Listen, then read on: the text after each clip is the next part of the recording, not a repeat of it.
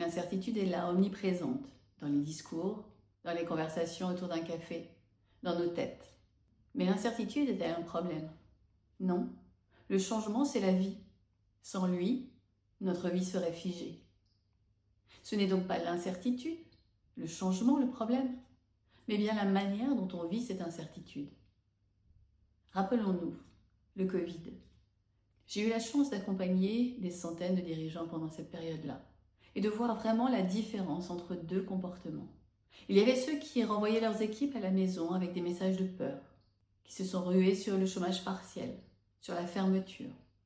Et il y a ceux qui n'ont pas voulu rajouter à la crise, qui bien sûr ont protégé leurs collaborateurs le temps qu'il fallait pour savoir où nous allions, pour comprendre un peu plus ce virus, mais qui à chaque instant étaient avec eux, derrière eux, et leur demandaient d'investir leur temps autrement.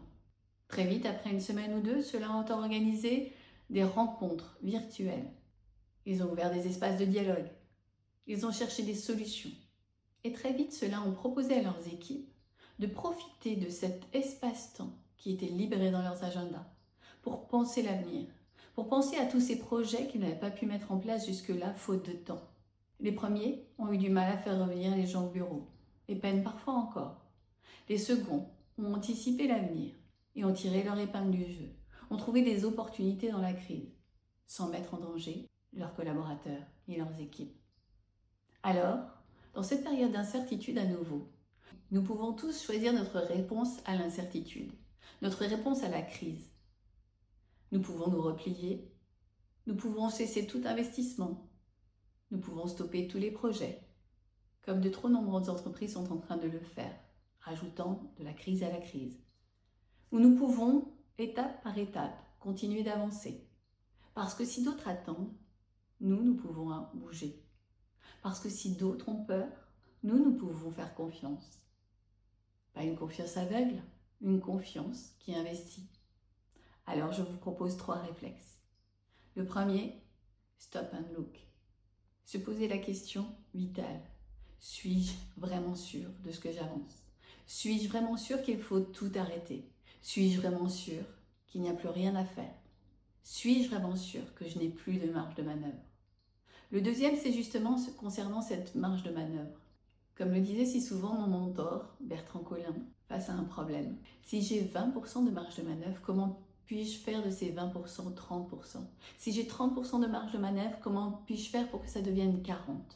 Et enfin, troisième réflexe, le premier pas. Le premier petit pas que je suis capable de prendre ici maintenant. Pourquoi est-il si important ce petit pas? Simplement parce que les neurosciences nous montrent que quand notre cerveau n'est pas en mouvement, quand il a l'impression de ne pas avoir prise sur les événements, il panique. Et quand il est en panique, il se met sur un réflexe de survie. Et en réflexe de survie, les possibles sont très limités. Alors, si nous avons le courage de faire ce premier petit pas, nous reprenons la main. Nous aurons à nouveau cette énergie, cet enthousiasme, cette envie d'avancer. Alors, vous, êtes-vous prêt à retrouver cette envie? Êtes-vous prêt à continuer vos projets? Êtes-vous prêt à fédérer tous ceux qui autour de vous croient aussi que tout est possible? Mon premier petit pas était d'oser partager ce message d'espoir. Votre premier petit pas pourrait être de faire circuler cette vidéo. Si elle vous a aidé, si vous avez envie vous aussi d'agir plutôt que de subir. Ensemble, nous sommes plus forts. Merci de vos commentaires. Merci de votre soutien.